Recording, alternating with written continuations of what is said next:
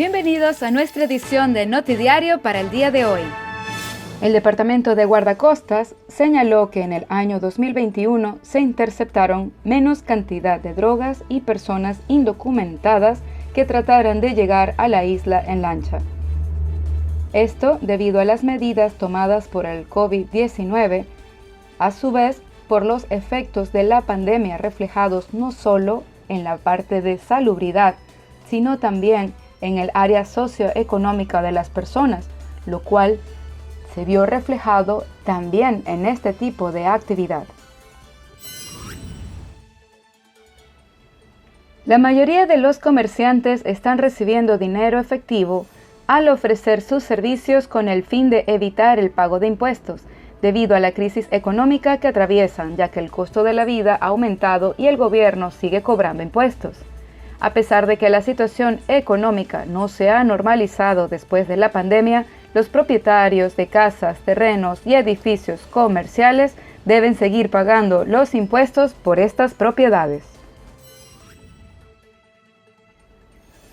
El ministro de Educación, Ciencias, Cultura y Deportes informó al pueblo de Curazao que los grupos de carnaval pueden comenzar a prepararse para el próximo año. Mientras tanto, el gobierno continuará evaluando todo lo que respecta a la propagación del COVID-19, de manera que el pueblo pueda realizar la celebración de una forma segura y responsable. Y ahora, nuestras noticias internacionales.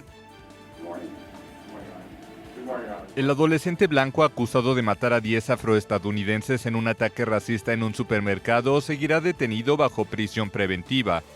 Peyton Gendron, de 18 años, compareció el jueves ante un tribunal de Buffalo en el estado de Nueva York. El joven se declaró inocente del cargo de asesinato en primer grado. Las autoridades evalúan la posibilidad de acusarlo también de delito de odio y terrorismo. Armado con un rifle de asalto AR-15, Gendron había preparado su ataque con anticipación, pues publicó en sus redes sociales un manifiesto en el que se declara fascista, racista y antisemita, y transmitió en directo el tiroteo. Los hechos de Buffalo constituyen una de las peores matanzas racistas de la historia reciente de Estados Unidos.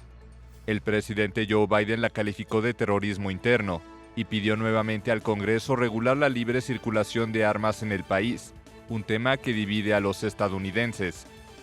En lo que va del año, la organización Gun Violence Archive ha registrado más de 200 tiroteos de masas en el país, donde las armas dejaron en 2021 cerca de 20,000 muertes violentas.